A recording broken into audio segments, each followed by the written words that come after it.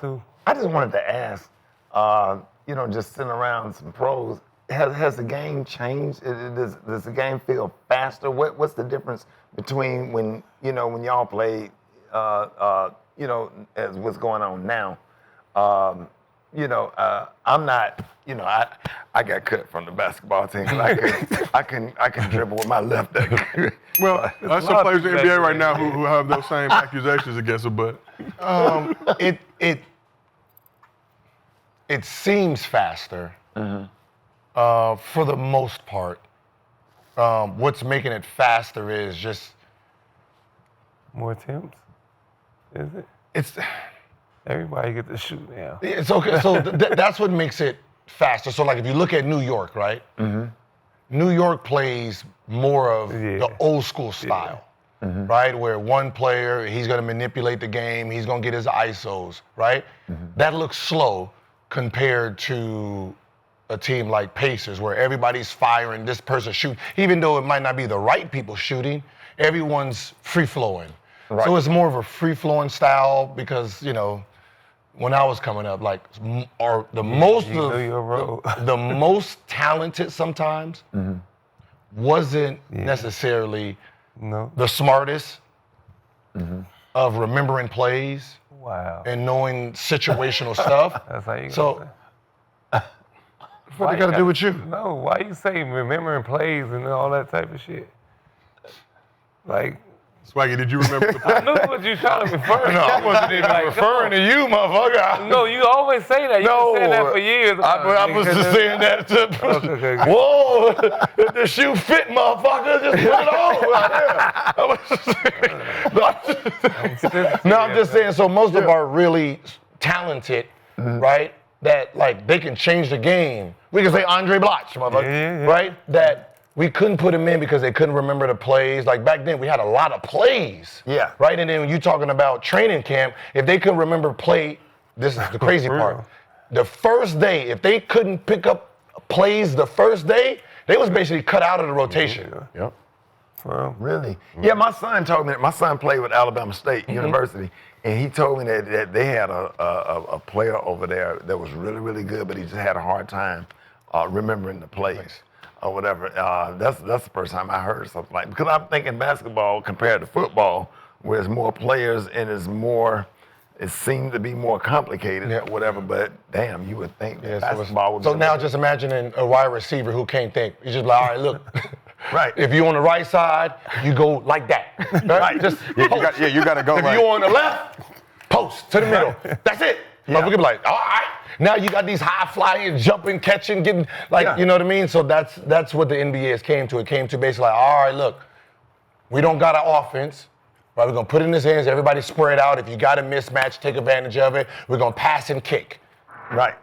And that became the style versus all right, we're gonna go to the side, we're gonna draw this play up, you're gonna double pick, and you got this guy I just got here. I don't know what's you know what I mean? And that's that became the problem. So now you have a lot more skilled players, not necessarily basketball smart. Mm-hmm. But having those skilled players having more shooting, you talk about back in the day, you had 1.5 to 2 scores. Yeah, listen, I thought we would have been more successful offensively if our plays was a little bit dumbed down. Yeah.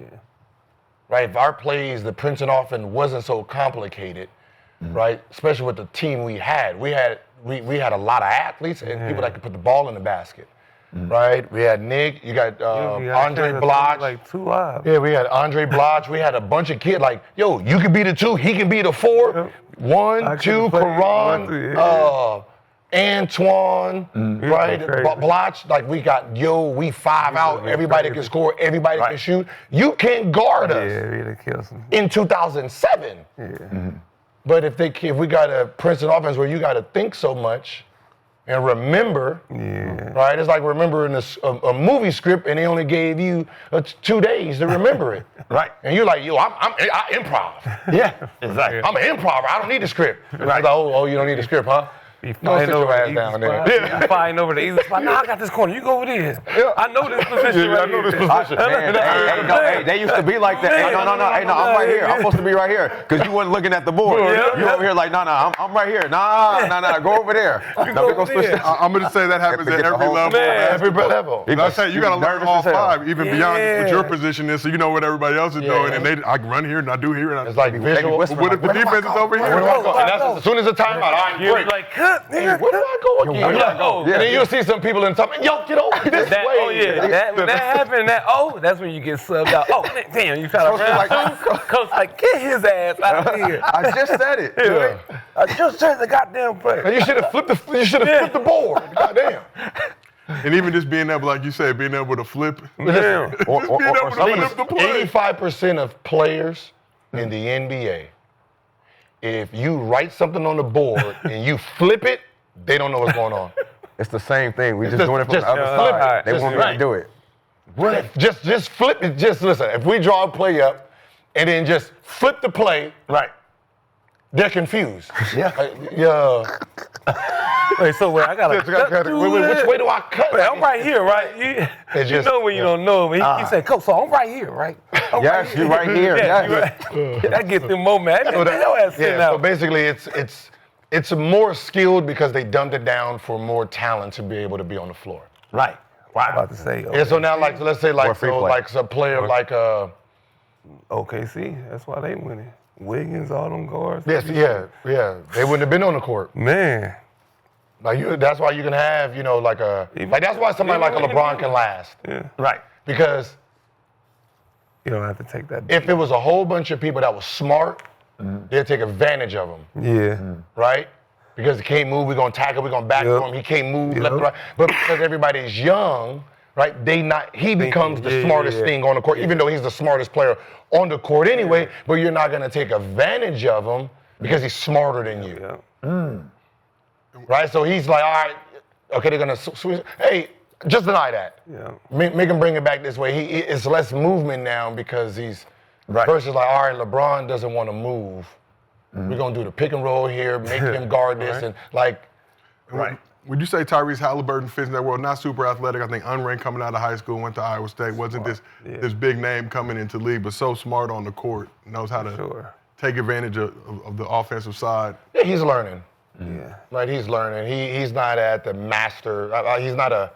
He's not a master at the game yet. When you're talking about like that Jason Kidd, the John Stock, those elite. No, he's not. Like, you don't think he's he know not. how to take the control of the game? He can be, though, like He later. can't. No. I'm about to say this playoff. He's showed me a lot. on his way. No. He's on his way. He's in the lane, but he's not. Like he's like like Chris Paul. Like he's not there yet. Where he can see something before it's coming. Yeah. Right. Like, all right, this guy got 2 fouls. He's driving out. I'm gonna stop. Boom. Get him third. Get him out of the game. Yeah. Right. He's not there. Once he starts really understanding the nuances, like, all right, he overplays the back. Hey, yo, forget that. We're gonna backdoor him. When I spin, backdoor, he overhelps. Once you start seeing those moves, where I can look at you and be like, all right, spin, turn. That's kind of like stand-up comedy, man, with an audience, man. You a lot of people don't know if you got a commotion over here to go to the other side of the stage and perform. To get the spotlight from over there, because you get everybody in the audience looking at this shit going on over here while you up here trying to tell a joke or set up a joke. So you move all the way over there to that side of the stage and get, to keep the audience engaged. Whatever. So it's techniques and everything, but I never heard of a lot of this. My son talk about it a lot, but this is some good information for me. Not that I'm gonna go coach. No, it's just like being a comic, right? Right. You got the mastery of it, where joke telling, punchline, cadence, stage presence, right? That's our Kobe's and stuff. That's the elite. Yeah. Then you got just raw natural talent where they can just go on the stage and just be funny. Yeah. Right? Then you have someone who has great jokes. Yeah. They just don't know how to tell them. Don't know how to deliver them. They don't know how to deliver them, right? So they end up becoming a writer. Yeah. Yeah. Same thing. Same thing in music. You buy those jokes and say, hey man, let me buy that one from you right there. And that's the same. That's the same with the NBA. It's the same. Look at it just like that. Yeah. Wow. I'm a writer. Yeah, no. Oh, yeah. They Same just don't thing have. with They music. just don't have it. They don't have the stage presence, right? They dry. They don't know how Right. to read the crowd. They get rattled easy. You got comedians that's real deep like Dave Chappelle, and then you got your silly comedians that can off the top of the head like Mike Epps or whatever, and then you got your DC Young Fly. You know, everybody have their own little category and style. And then you got your old school like Steve, Lavelle, myself, you know, Earthquake or whatever that have our own little way of doing stuff. But man, it's a lot of techniques. Yeah. When did you feel like you mastered stand-up comedy? Yeah. Oh man, probably about probably about 2000. Cause after I did Lil Daryl in '97, so that blew my whole career, man. That was crazy. I was just doing it on stage, having a good time with it. It blew up. Did it one night on BET. Yeah, We went from like $250 doing a show to like $5,000 and a plane ticket. Like we was driving. You know what I'm saying? Driving up in the mountains of West Virginia in a '79 Cutlass. Me and TK Kirkland, door one closed all the way. We were struggling, but that right there took it to another level.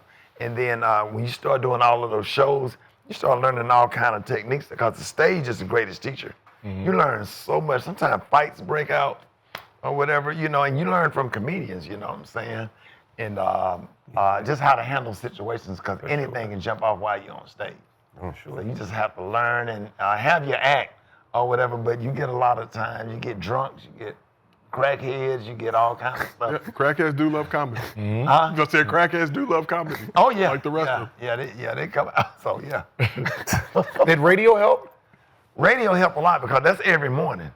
Every morning you're getting up, you're exercising that comedy muscle. Yeah. You know, you get your news, you get your sports, you get pop culture, you get all that stuff going on. You throwing jokes in between. Y'all get the cracking jokes and roasting or whatever. So you doing comedy every morning for 3 hours, 3.5 hours, Monday through Friday, week after week, and then you go and perform on the weekend. Or like I have 2 comedians on my radio show, you know, Special K and Rita Brent.